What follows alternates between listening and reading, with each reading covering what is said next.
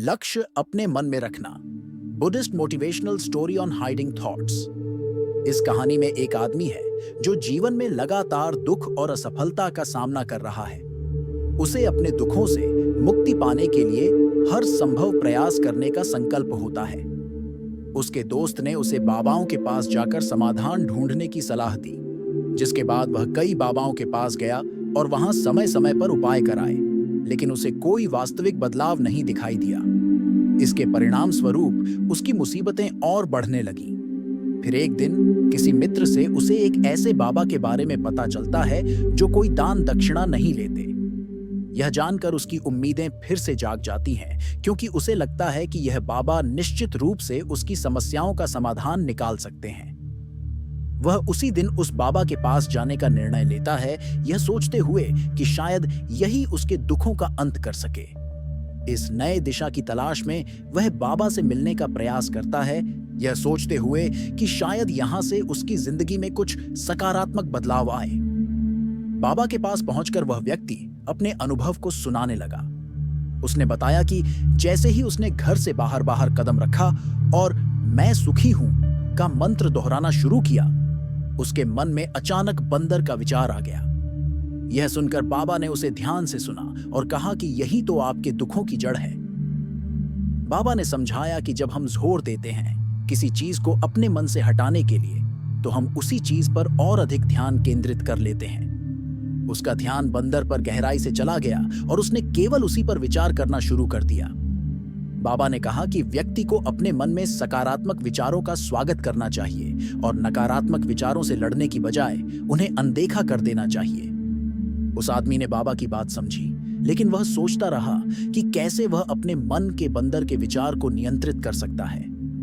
बाबा ने उसे सलाह दी कि चाहे जो भी विचार आएं, बस उन पर ध्यान न दें और लगातार मैं सुखी हूं के मंत्र को अपने मन में दोहराते रहे। आदमी ने फिर से कोशिश की और अपने मन को शांत करने और सकारात्मकता पर ध्यान केंद्रित करने का प्रयास किया। उसने महसूस किया कि अगर वह अपने दुखों पर ध्यान केंद्रित करने की बजाय सुख की ओर ध्यान लगाए, तो वह धीरे धीरे अपनी समस्याओं से बाहर निकल सकता है। इस समझ के साथ उसने अपनी यात्रा शुरू की और हर दिन खुद को याद दिलाता रहा कि उसकी खुशियों पर ध्यान देना जरूरी है। लड़का उस बूढ़े फकीर की बात सुनकर थोड़ी देर रुक गया। उसने देखा कि फकीर की पोटलियां सच में भारी थीं और उनकी थकान स्पष्ट थी। लड़के ने कुछ सोचते हुए एक पोटली उठाई और कहा, बाबा, मैं आपकी मदद कर सकता हूं। फकीर ने मुस्कुराते हुए उसका धन्यवाद किया और दोनों चलते रहे।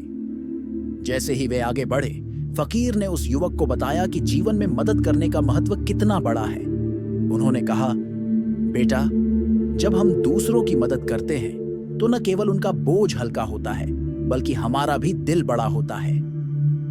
युवक ने फकीर की बात ध्यान से सुनी और समझने लगा कि मदद का काम कितना सार्थक है। कुछ समय बाद जब वे एक गांव के पास पहुंचे, तो फकीर ने कहा, यहां मैं कुछ दिन आराम करूंगा, तुम अपनी राह लो।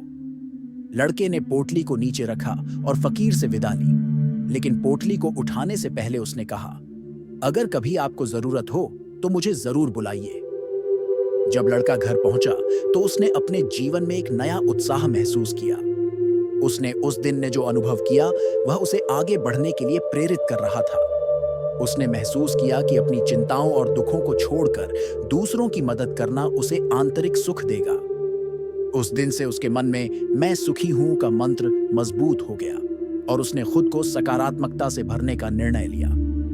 इस कहानी ने उसे यह सिखाया कि जब हम दूसरों के लिए जीते हैं तो अपने दुखों से काफी हद तक छुटकारा पा सकते हैं।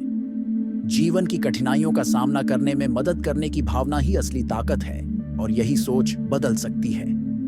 लड़के के मन में फकीर की बात सुनकर एक नई हलचल मच गई।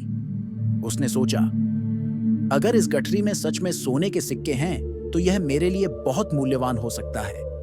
लेकिन उसे यह भी समझ आ रहा था कि फकीर ने इसके लिए कितनी मेहनत की होगी। फिर भी उसे लालच ने पूरी तरह से घेर लिया। जैसे जैसे वे पहाड़ी की ओर बढ़े, लड़का अपने मन में टकराव अनुभव कर रहा था। एक ओर उसे अपनी इच्छाओं को पूरा करने का अवसर नजर आ रहा था, लेकिन दूसरी ओर फकीर की बातें और उनकी मेहनत उसे रोक रही थी। फकीर ने उसे एक बार फिर याद दिलाया कि गठरी को गिराना नहीं है। लड़का फकीर की तीसरी गठरी को लेकर चिंतित हुआ, लेकिन फिर भी उसने सहर्ष वह भार अपने कंधे पर ले लिया। उन तीसरी गठरी के साथ ही उस पर नकारात्मक विचारों का बोझ बढ़ता गया। वह सोचने लगा कि किसी भी तरह से बस कुछ समय के लिए उस फकीर को पीछे छोड़ दिया जाए। जैसे ही पहाड़ी पर चढ़ने लगे, लड़के की आंतरिक लड़ाई तेज हो गई। उसे अपने विचारों को काबू में रखना मुश्किल हो रहा था। उसने खुद से कहा, बस थोड़ी देर और फिर मैं इन सारी सिक्कों का मालिक बन जाऊंगा। लेकिन जैसे ही उसने अपने कदम बढ़ाए, उसके मन में एक और विचार आया। क्या यह सही है? क्या मैं इस बूढ़े का धन छीन सकता हूं? फकीर ने उसकी मनोदशा को भांप लिया था। उन्होंने कहा, बेटा, जब तुम इस पहाड़ी पर चढ़ोगे, उस समय तुम्हारी असली पहचान सामने आएगी। तुम सच में कौन हो, यह तुम्हारे निर्णय पर निर्भर करेगा। लड़का फकीर की बातों को सुनकर सोच में पड़ गया। उसे समझ में आ रहा था कि असली धन तो मेहनत और ईमानदारी में है, न कि चोरी में। इस तरह लड़का अपने अंदर चल रहे युद्ध को हल करने की कोशिश कर रहा था। क्या वह अपनी इच्छाओं के आगे झुक जाएगा या फकीर की शिक्षाओं पर अमल करके सच्चाई का मार्ग अपनाएगा? दौड़ते हुए विचारों के बीच वह कभी फकीर की छवि को देखता, कभी अपनी लालच को। उसने तय किया कि उसे अपनी आस्था और नैतिकता को पहले रखना होगा। बचाने के लिए उन विचारों पर नियंत्रण पा सकते हैं। लड़का अब अपनी गलती को समझ चुका था, लेकिन उसके हाथ में कुछ नहीं था। उसने सोचा कि अगर उसने सच्चाई को पहचाना होता तो शायद आज उसकी जिंदगी कुछ और होती। पत्र में लिखा गया संदेश उसके लिए एक सबक बन गया। उसने अपनी सोच के प्रति सजग रहने का फैसला किया। उसने महसूस किया कि लालच ने उसे अंधा कर दिया था और वह अपने सपनों का पीछा करते करते ईमानदारी को भुला चुका था। यह अनुभव उसे सिखा गया कि इच्छाएं और सोच का संयम बनाए रखना कितना महत्वपूर्ण है। वह मनोवैज्ञानिक खेल ने उसे यह बताया कि किसी भी महत्वाकांक्षा को पूरा करने से पहले अपने उद्देश्य और नैतिकता को संभालना आवश्यक है।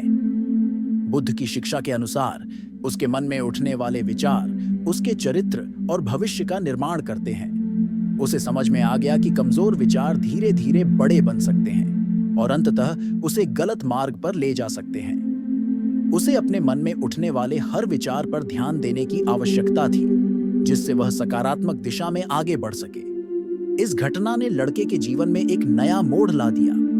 वह अब आत्म रिफ्लेक्शन के साथ अपने विचारों की जड़ें पहचानने का प्रयास करेगा। उसने मन में ठान लिया कि वह भविष्य में अपनी इच्छाओं के आगे कभी भी ईमानदारी के मूल्य को नहीं भुलाएगा। लड़के ने यह सीख लिया कि सच्चा धन केवल भौतिक वस्तुओं में नहीं, बल्कि हमारे नैतिक बल और मानसिक संतुलन में होता है। महात्मा बुद्ध का यह मार्गदर्शन हमें यह सिखाता है कि हमारा मन कितना शक्तिशाली और चंचल होता है। वे हमें बताते हैं कि सही इरादा विकसित करना कितना आवश्यक है। जब हम कुछ बोलते हैं तो अक्सर हमारे मन में जो बातें छिपी होती हैं, वही हमारे शब्दों के रूप में बाहर आती हैं। यदि गलत इरादे हमारे मन में बसे हुए हैं, तो हम खुद को दुखी कर लेते हैं और पश्चाताप का सामना करते हैं। बुद्ध ने हमें सिखाया कि अपने कार्यों के पीछे के इरादों को समझना चाहिए। जब हम स्वयं से सवाल करते हैं कि हमारा इरादा क्या है, तो हम नकारात्मक भावनाओं को कम कर सकते हैं। यह जागरूकता हमें सकारात्मक ऊर्जा से भरती है और नकारात्मक विचारों को धीरे धीरे समाप्त करने में मदद करती है। यह एक निरंतर प्रक्रिया है जिसमें हमें हर दिन प्रयास करना चाहिए। यदि हम अपने मन में सकारात्मकता को बनाए रखते हैं, तो दुख और तकलीफों से मुक्त रह सकते हैं। इस संदर्भ में बुद्ध ने विचारों के प्रति जागरूकता विकसित करने पर जोर दिया। जब हम अपने मन में चल रहे विचारों को बिना प्रतिक्रिया दिए देखना सीखते हैं, तो हम अपने मन को शांत कर सकते हैं। धीरे धीरे नकारात्मक विचार खत्म होने लगते हैं और मन में शांति छा जाती है। बुद्ध ने कहा है कि जो अपने मन को देखता है, वही सच्चा तपस्वी है। अपने विचारों पर नियंत्रण रखने से हम सुखी और संतोषजनक जीवन जी सकते हैं। इस प्रक्रिया को अपनाते हुए हम अपने जीवन में अच्छे बदलाव लाने का प्रयास कर सकते हैं। बुद्ध की शिक्षा का अनुसरण करके हम न केवल अपने जीवन को आनंदमय बना सकते हैं, बल्कि दूसरों के साथ भी सकारात्मक संबंध स्थापित कर सकते हैं।